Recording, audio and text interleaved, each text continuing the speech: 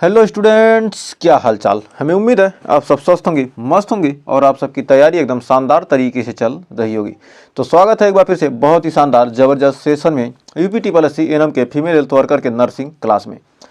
तो midwifery session में आज हमारा लेक्चर नंबर 25 चलने वाला एकदम शानदार तरीके से पिछले वर्ष के पूछे गए महत्वपूर्ण क्वेश्चन के साथ 30 क्वेश्चन पढ़ने वाले हैं। तो आइए शानदार तरीके से शुरुआत करते हैं सेशन की। सेशन अच्छा लगेगा तो सेशन को लाइक कीजिएगा, शेयर कीजिएगा और चैनल पर पहली वीडियो किए चैनल को सब्सक्राइब जरूर कीजिएगा। तो आइए शुरुआत करते हैं क्वेश्चन की। तो पहला क्वेश्चन कह रहा है, गर्भावस्था के दौरान क्विकनिंग क्या है। तो गर्भावस्था के दौरान जो क्विकनिंग क्या है, भ्रूण की हृदयाघात का पहला अनुभव या गर्भवती महिला द्वारा भ्रूण की पहली हलचल महसूस करना या प्रसव से पहले गर्भाशय का संकुचन या भ्रूण का असमान विकास। तो इसका राइट आंसर क्या कर रहा है, गर्भाशय के दौरान क्विकनिंग क्या है। तो गर्भाशय के दौरान क्विकनिंग हमारा क्या है, गर्भवती महिला द्वारा भ्रूण की पहली हलचल महसूस करना क्या कहलाता है, क्विकनिंग कहलाता है। नेक्स्ट कह रहा है, हेगर का संकेत, हेगर साइन क्या इंगित करता है, गर्भाशय की कोमलता को या भ्रूण की हृदयाघात को या प्रसव पीड़ा की शुरुआत को या गर्भाशय ग्रीवा का पतला होना। तो कह रहा है, हेगर का संकेत, हेगर साइन क्या इंगित करता है। तो हेगर साइन गर्भाशय की कोमलता को, यानी ऑप्शन नंबर ए हो जाएगा सही। तो हमें उम्मीद है इसमें कोई डाउट नहीं होगा। तो कह रहा है, गर्भावस्था में क्लोएज्मा क्या तात्पर्य है। क्लोएज्मा का क्या तात्पर्य है, त्वचा पर भूरे धब्बे या हाथों में सूजन या अत्यधिक मतली या पेट में तेज दर्द। तो कह रहा है, गर्भावस्था में क्लोएज्मा, तो कह रहा क्या गर्भावस्था में क्लोएज्मा का क्या तात्पर्य है। तो हमारा राइट आंसर होगा त्वचा पर भूरे धब्बे, यानी ऑप्शन नंबर ए वाला हो जाएगा हमारा सही। तो बढ़ते हैं आगे।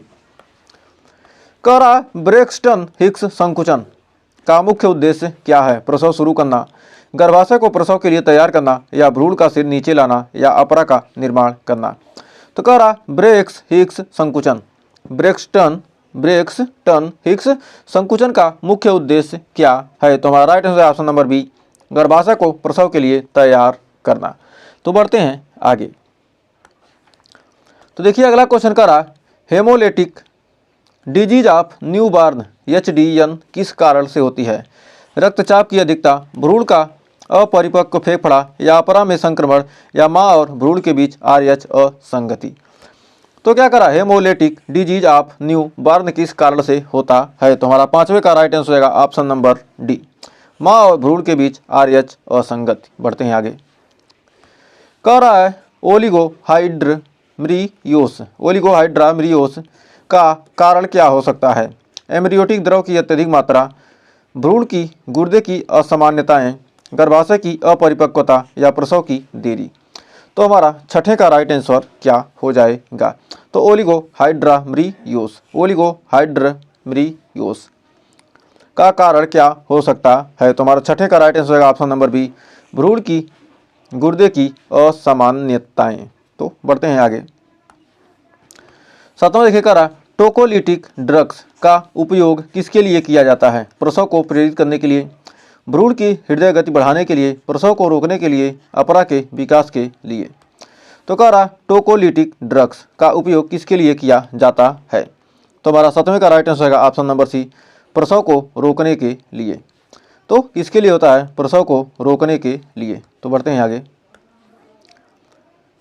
कह रहा, नवजात में मेकोनियम स्टैंड लिग्ड का संकेत क्या हो सकता है, भ्रूण का स्वस्थ होना, भ्रूण संकट, माँ का शुगर अधिक होना या सामान्य गर्भावस्था। कर नवजात में मेकोनियम स्टैंड लिग्ड का संकेत क्या हो सकता है। तो हमारा आठवें का राइट आंसर होगा ऑप्शन नंबर बी, भ्रूण संकट। तो हमारा क्या हो जाएगा, भ्रूण संकट। बढ़ते हैं आगे। कर प्री एक्लेम्सिया की सबसे समान विशेषता क्या है, हाई ब्लड प्रेशर और प्रोटीन यूरिया, निम्न रक्तचाप, शुगर का स्तर बढ़ जाना, अत्यधिक रक्तस्राव। तो हमारा कर प्री एक्लेम्सिया की सबसे समान विशेषता क्या है। तो नौवें का right answer option number A, high blood pressure और proteinuria, high blood pressure और प्रोटीन यूरिया। बढ़ते हैं आगे। कह रहा है, डायबिटिक गर्भावस्था में सबसे सामान्य जटिलता क्या हो सकती है, भ्रूण का कम वजन, मैक्रोसामिया, अपरा की विफलता या हाइपोग्लाइसीमिया। तो कह रहा डायबिटिक गर्भावस्था में सबसे सामान्य जटिलता क्या हो सकती है। तो हमारा 10वें का राइट आंसर होगा ऑप्शन नंबर बी, मैक्रोसामिया। मैक्रोसामिया। बढ़ते हैं आगे। कह नवजात में रेटिनोपैथी ऑफ प्रीमेच्योरिटी किसके कारण होती है। ऑक्सीजन थेरेपी, भ्रूण की वृद्धि में कमी, अपरा की असामान्यता या रक्तचाप में वृद्धि। तो कह नवजात में retinopathy of prematurity, retinopathy of prematurity किसके कारण होती है। तो हमारा हो जाएगा ऑक्सीजन थेरेपी के कारण होती है। नेक्स्ट कह रहा है क्रोमोजोमल असामान्यता से कौन सा विकार जुड़ा है। Thalassemia, Down syndrome, cerebral palsy या पोलियो। तो कह रहा है क्रोमोजोमल असामान्यता से कौन सा विकार जुड़ा हुआ है। तो हमारा 12वें का right answer option number B, Down syndrome. तो हमारा राइट आंसर होगा option number B, Down syndrome. तो बढ़ते हैं आगे। देखिए कह रहा है intra uterine growth retardation IUGR का मुख्य कारण क्या है। IUGR का मुख्य कारण क्या है। अत्यधिक वजन, अपरा की अपर्याप्त आपूर्ति, गर्भाशय की अत्यधिक वृद्धि या उच्च रक्तचाप। तो कह रहा इंट्रा यूटरीन ग्रोथ रिटार्डेशन का मुख्य कारण क्या है। तो हमारा 13वें का right answer option number B, अपरा की अपर्याप्त आपूर्ति। तो अपरा की अपर्याप्त आपूर्ति। बढ़ते हैं आगे। कह रहा गर्भपात यानी अब ऑप्शन की परिभाषा क्या है। 28 सप्ताह से पहले गर्भ का समाप्त होना, 36 सप्ताह के बाद भ्रूण का जन्म, पूर्णकालिक प्रसव, भ्रूण का अधिक वजन होना। तो कह रहा क्या गर्भपात की परिभाषा क्या है। तो हमारे 14वें का राइट आंसर होगा गर्भपात की परिभाषा है ऑप्शन नंबर ए, 28 सप्ताह से पहले गर्भ समाप्त होना। नेक्स्ट कह रहा कंगारू मदर केयर किसके लिए उपयोगी है। कम वजन के नवजात, पूर्ण विकसित शिशु या नवजात में संक्रमण या नवजात के फेफड़े के विकास के लिए। तो कह रहा है कंगारू मदर केयर किसके लिए उपयोगी है। तो हमारा 15वें का राइट आंसर हो जाएगा ऑप्शन नंबर ए, कम वजन के नवजात के लिए। नेक्स्ट कह रहा ऑक्सीटोसिन हार्मोन किस ग्रंथि से स्रावित होता है। एड्रिनल, पिट्यूटरी, थायराइड या पैनक्रियाज। तो कह रहा ऑक्सीटोसिन हार्मोन किस ग्रंथि से स्रावित होता है। तो हमारा 16 का हो जाएगा पिट्यूटरी। नेक्स्ट अगला हमारा कह रहा है lace field group B Streptococcus यानी GBS संक्रमण नवजात में किस प्रकार की जटिलता से उत्पन्न कर सकता है। निमोनिया, सेप्सिस, मेनिंजाइटिस या सभी। तो कह रहा है कि क्या है lace field group B Streptococcus यानी GBS संक्रमण नवजात में किस प्रकार की जटिलता उत्पन्न कर सकता है। निमोनिया, सेप्सिस, मेनिंजाइटिस यानी ऑप्शन नंबर डी हो जाएगा हमारा सही सभी। तो हमारे क्या हो जाएंगे सारे आपके जटिलता उत्पन्न कर सकता है निमोनिया, सेप्सिस, मेनिंजाइटिस क्या GBS संक्रमण। नेक्स्ट कह सुपाइन हाइपोटेंशन सिंड्रोम किसके कारण होता है। तो सुपाइन हाइपोटेंशन सिंड्रोम किसके कारण होता है। हृदय की गति में वृद्धि के कारण या रक्तचाप की कमी या भ्रूण की वृद्धि में कमी या गर्भाशय द्वारा वेना कावा पर दबाव। तो हमारा कह रहा है कि सुपाइन हाइपोटेंशन सिंड्रोम किसके कारण होता है। तो हमारा 18 का right answer option number D, गर्भाशय द्वारा वेना कावा पर दबाव। नेक्स्ट कह रहा एरिथ्रोब्लास्टोसिस फेटालिस किससे जुड़ा होता है। RH असंगत, डायबिटीज, आयरन की कमी, प्लेसेंटा प्रीविया। तो कह रहा है एरिथ्रोब्लास्टोसिस फेटालिस किससे जुड़ा होता है। तो हमारा 19 का राइट आंसर होगा ऑप्शन नंबर ए, RH असंगति। बढ़ते हैं आगे। कह रहा फॉलिक एसिड की कमी से कौन सा दोष हो सकता है। नर्व ट्यूब डिफेक्ट या हृदय रोग या लीवर संक्रमण या हाई ब्लड प्रेशर। तो कह रहा फॉलिक एसिड की कमी से कौन सा रोग हो सकता है। तो हमारा नर्व ट्यूब डिफेक्ट यानी ऑप्शन नंबर ए हो जाएगा सही। नेक्स्ट कह रहा एमनियोसेंटेसिस किस उद्देश्य के लिए किया जाता है। गर्भधारण रोकने के लिए, भ्रूण में अनुवांशिक विकारों की जांच के लिए, गर्भाशय की संरचना जांचने के लिए, भ्रूण की हृदय गति मापने के लिए। तो कह रहा है एमनियोसेंटेसिस किस उद्देश्य के लिए किया जाता है। तो हमारा 21 का right answer option number B, भ्रूण में अनुवांशिक विकारों की जांच के लिए। बढ़ते हैं आगे। कर गर्भकालीन मधुमेह का सबसे आम दुष्प्रभाव क्या हो सकता है। हाइपोग्लाइसीमिया, भ्रूण में अधिक वजन, निम्न रक्तचाप, अपरा की असामान्यता। तो कह रहा गर्भकालीन मधुमेह का सबसे आम दुष्प्रभाव क्या हो सकता है? तुम्हारा 22 का right answer option number B, भ्रूण में अधिक वजन, मैक्रोसोमिया। नेक्स्ट, कह रहा नवजात शिशु में अपगार स्कोर किसके लिए किया जाता है? हृदय गति और श्वसन की जांच, आंतों की गतिविधि, वजन की गणना, शरीर के तापमान की जांच। तो कह रहा नवजात शिशु में जो हमारा क्या है अपगार स्कोर है किसके लिए किया जाता है? तो हमारा 23 का राइट आंसर ऑप्शन नंबर ए, हृदय गति और श्वसन की जांच। बढ़ते हैं आगे। कह रहा सेरेब्रल पाल्सी किस कारण से हो सकता है? गर्भावस्था में संक्रमण, प्रसव के दौरान ऑक्सीजन की कमी, अनुवांशिक विकार या उपरोक्त सभी।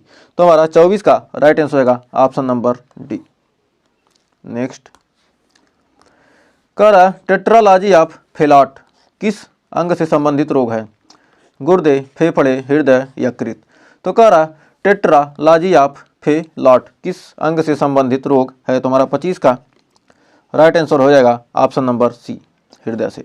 नेक्स्ट, कह रहा प्रोलैप्स्ड अम्बिलिकल कॉर्ड किस स्थिति में होती है? गर्भपात, जब गर्भनाल भ्रूण के सिर से पहले आ जाती है, जब भ्रूण सही स्थिति में न हो, जब अपरा पहले अलग हो जाए, जब गर्भनाल छोटी हो।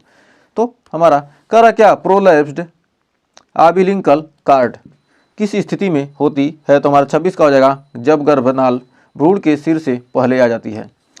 गर्भनाल क्या भ्रूण के सिर से पहले आ जाती है तो उसे कहते हैं प्रोलैप्स्ड अम्बिलिकल कॉर्ड। नेक्स्ट, कह रहा है मीसल्स प्रोटोकॉल किस बीमारी की रोकथाम के लिए किया जाता है? मलेरिया, HIV या एड्स, हेपेटाइटिस बी या टेटनस। तो हमारा कह रहा मीसल्स प्रोटोकॉल किस बीमारी की रोकथाम के लिए किया जाता है? तो मीसल्स प्रोटोकॉल हमारा HIV या एड्स बीमारी की रोकथाम के लिए किया जाता है। नेक्स्ट, कह रहा नवजात में फिजियोलॉजिकल जॉन्डिस कब सामान्य माना जाता है? जन्म के 24 घंटे के भीतर, जन्म के 2 से 4 दिन के बीच, जन्म के 7वें दिन या 2 सप्ताह के बाद। तो कह रहा नवजात शिशु में जो हमारा फिजियोलॉजिकल जॉन्डिस है कब सामान्य माना जाता है? तो हमारा 28 का राइट आंसर होगा ऑप्शन नंबर बी, 2 से 4 दिन के बीच। नेक्स्ट, कह रहा क्यूबिटस अल्सर किस स्थिति से जुड़ा होता है? नवजात संक्रमण, लंबे समय तक एक ही स्थिति में रहने से त्वचा में घाव, गर्भावस्था के दौरान हृदय रोग या अपरा संबंधी विकार। तो हमारा क्या कह रहा है डिक्यूबिटस अल्सर किस स्थिति से जुड़ा होता है? तो हमारा राइट आंसर का लंबे समय तक एक ही स्थिति में रहने से त्वचा में घाव। तो उम्मीद है ये 29 क्वेश्चन आपको अच्छे से क्लियर हो गए होंगे। बढ़ते हैं लास्ट क्वेश्चन की तरफ। तो देखिए हमारा लास्ट क्वेश्चन क्या कर रहा है, एमनियोटिक फ्लूइड इंडेक्स का उपयोग किसके मूल्यांकन के लिए किया जाता है? भ्रूण का वजन के लिए, गर्भाशय की लंबाई के लिए, गर्भाशय में एम्ब्रियोटिक द्रव की मात्रा के लिए या भ्रूण की हृदय गति के लिए। तो हमारा इसका राइट आंसर क्या हो जाएगा? तो हमारा राइट आंसर का ऑप्शन नंबर सी, गर्भाशय में एम्ब्रियोटिक द्रव की मात्रा के लिए। एमनियोटिक फ्लूइड इंडेक्स यानी क्या? एमनियोटिक द्रव की मात्रा के लिए। एमनियोटिक द्रव इंडेक्स हमारा किसके लिए होता है? एमनियोटिक द्रव की मात्रा नापने के लिए। तो उम्मीद है ये 30 क्वेश्चन अच्छे से क्लियर हो गए होंगे। तो 30 में आपके कितने क्वेश्चन सही हैं कमेंट में हमें ज़रूर बताइएगा। और सेशन अच्छा लगा तो सेशन को लाइक कर दीजिए और शेयर कर दीजिएगा।